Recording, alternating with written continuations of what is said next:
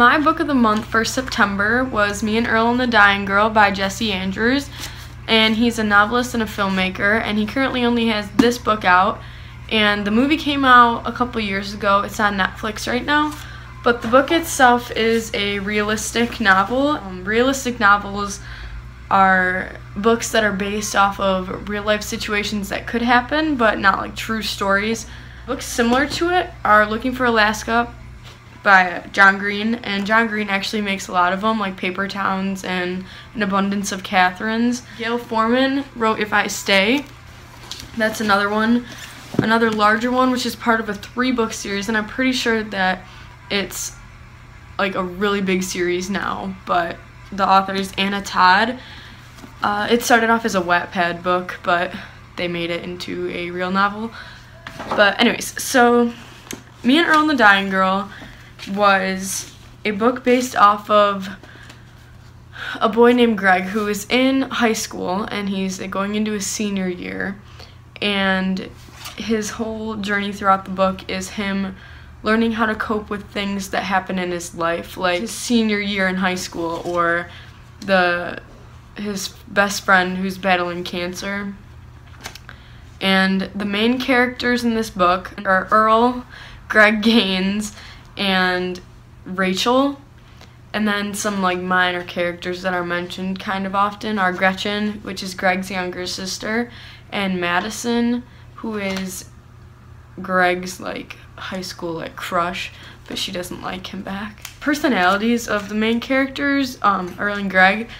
Greg is a loner who seems to just flow with the crowd in high school, and he doesn't really conform to one group. He just like flows through all of them. So I know he mentions like the nerds, and then he mentions the goth kids, and he mentions the models and like the kids that like do drugs, but he's not friends with any of them, but he doesn't have any enemies. And part of that is that he doesn't eat in the cafeteria. He eats in the bathroom, so like people aren't looking at him as, oh, well, you're friends with the geeks, so you must be a nerd. But he's also like, he's a tryhard sometimes. Like, he really like tries to make a good impression, but he doesn't always do that, and he really like overdoes it so he can look good for other people. He goes with anything people say. His best friend Earl, who is another main character, is into not so good things, and he can pressure him into it sometimes, but he also gives really good advice throughout the book and gives really good messages. Greg is also, it's a mix between being humble and being stubborn, because when him and Earl start making films, a lot of the kids at school say like, oh, good job, like those are really good, but he says, oh, like don't talk about it, like no, they're not good. And part of it's just because he doesn't believe that they're good, but he also has a side of him where like he knows some of them are good, and he just tries to be humble about it. Another major point of Greg that stands out is he has a really good sense of humor, and throughout the book when he's trying to make Rachel, the girl with cancer, feel better, it's all based on his sense of humor and how he tells like jokes to her and like makes her laugh, and it's not just because she feels like sorry for him like other people, but like he actually wants to be her friend and tries to make her laugh. So that was another important part. A summary of the book would be how Greg is faced with challenges where his friend Rachel's battling cancer, and the whole book is him going through the journey of learning how to cope with that. And actually he never talked to Rachel before they went to grade school together, but then his mom was like, hey, do you remember Rachel from grade school? Oh, well, she has cancer, so I think you should like be her friend. So Greg's mom basically like forced him to be friends with her, but in the end, like they actually turned out to be friends, and I think that was really cool. I gave the book 4.5 stars because the ending didn't really satisfy me. Not that it was a bad ending, I kind of saw it coming, but I expected more out of it and like more of a story instead of like it just ending how it did. I do recommend the book if you're into realistic novels, but if you're into more of like sci-fi, like aliens and stuff, obviously you shouldn't read it. It was really fun read, and it was easy to understand. I know a lot of books that I like I've had to reread a couple times because I didn't quite get the whole message, but this one I actually like understood it the whole way through, and I think part of it is because personally I like realistic novels, and it like kept me like on my toes because I never knew what was gonna happen. I actually learned a lot from this book, like personally, like message wise, like it actually like spoke to me a little, and how he handled certain situations like throughout his teenage years like relates to me in some cases, so I really appreciated that, like how he had to battle high school and fitting in with groups, and that relates a lot to me. And then also he learned how to deal with like family and family issues, and obviously the death of his friend. So like I said, I didn't like the ending, and here's why. So spoiler, but in chapter 36, Rachel is on her deathbed, and he goes to visit her like one last time, but you don't know that, but he goes to visit her, and they actually talk about his films that he's made, because he tried to make her a film to cheer her up, and it just turned out like disaster. It was a total disaster, and he really regretted making it for her because he didn't show anybody else the films because he was embarrassed.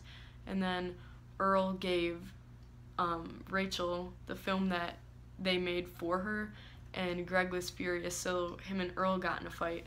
But Rachel really liked the film, and I think not even because she felt bad for him, just because she really like enjoyed watching somebody put the effort like in to like make her happy. So they were talking about the film, and on her deathbed she had said to Greg, I want you to take your films and apply for a college. And I don't think Greg wanted to go to college, so the fact that she made this remark kind of like, he was like, oh, maybe I should if she actually thinks I'm this good. So then she says, and I want Earl to apply to them too. So not only does she want Greg to go apply, but she also wants Earl. So that's saying something about how much work they put into their films, and especially the one for her. And he says, yeah, I can do that. And she says, you promise? And he says, yeah, I promise.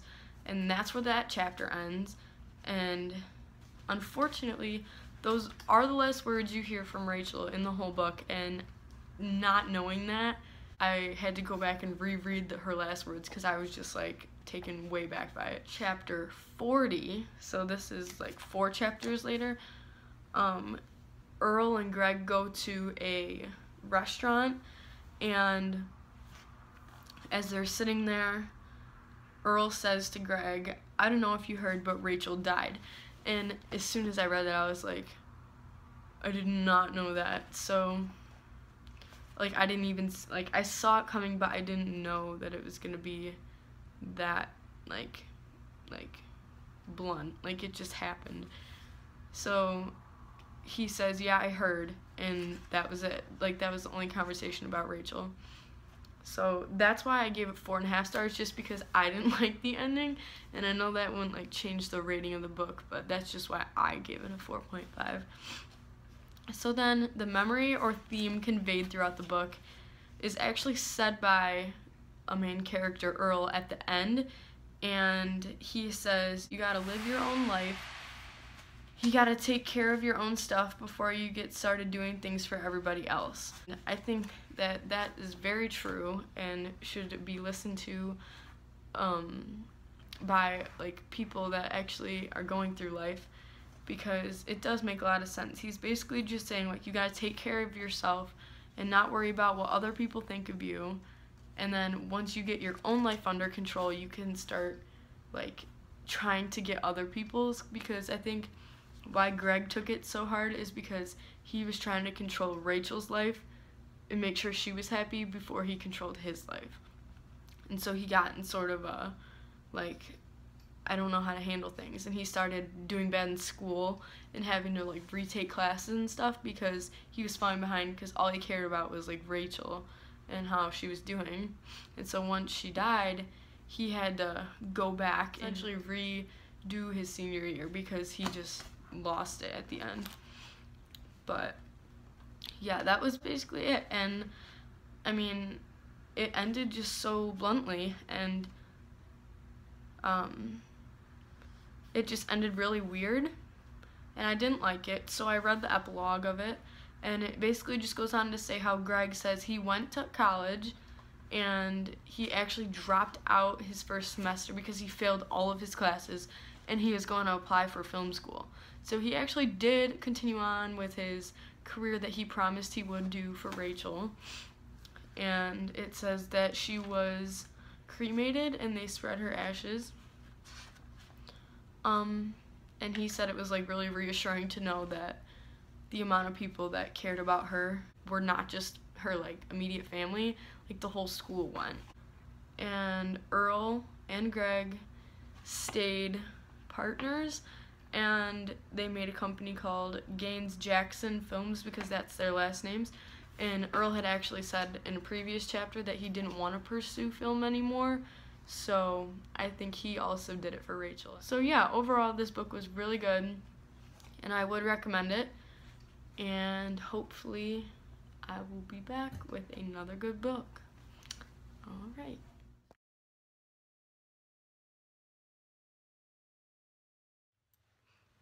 Abby, wake up. Wake up.